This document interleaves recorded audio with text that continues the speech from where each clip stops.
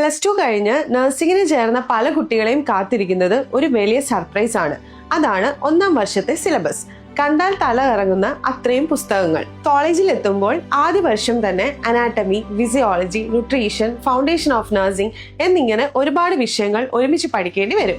English മീഡിയത്തിൽ പഠിച്ചവർക്ക് പോലും ഈ ടേംസ് പഠിച്ചെടുക്കാൻ സമയമെടുക്കും. ഇതിനിടയിൽ ഹോസ്പിറ്റൽ ഡ്യൂട്ടികളും അസൈൻമെന്റുകളും കൂടി വരുമ്പോൾ പല കുട്ടികളും തളർന്നു പോകാറുണ്ട്. ഈ സിലബസ് ഷോക്ക് എങ്ങനെ അതിജീവിക്കാം? പേടിക്കേണ്ടതില്ല. ഏതൊരു കടമ്പയും കടക്കാൻ ഒരു സിസ്റ്റം ഉണ്ടെങ്കിൽ അത് ഈസിയാണ്. 1ാം വർഷം നിങ്ങൾ പഠിക്കുന്ന പ്രധാന വിഷയങ്ങൾക്ക് പ്രയോറിറ്റി നൽകുക. എല്ലാ ദിവസവും കൃത്യമായി ടൈം ടേബിൾ വെച്ച് പഠിക്കുക.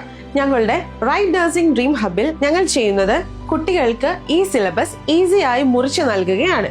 വലിയ ടെക്സ്റ്റ് ബുക്കുകളിലെ പ്രധാനപ്പെട്ട ഭാഗങ്ങൾ മാത്രം ഫോക്കസ് ചെയ്ത് പഠിച്ചാൽ നിങ്ങൾക്ക് ഈസിയായി പരീക്ഷകൾ പാസ്സാകാം.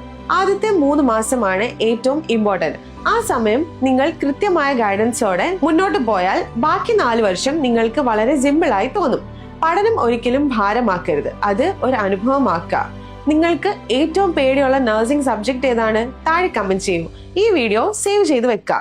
കോളേജിൽ ചേരുമ്പോൾ ഇത് നിങ്ങൾക്ക് യൂസ്ഫുൾ ആകും. നാളെ ഹിലാൽ സാർ വരുന്നുണ്ട് എങ്ങനെ ഒരു സുരക്ഷിതമായ കോളേജ് കണ്ടെത്താം എന്നതിനെ കുറിച്ച് സംസാരിക്കാൻ. Stay tuned.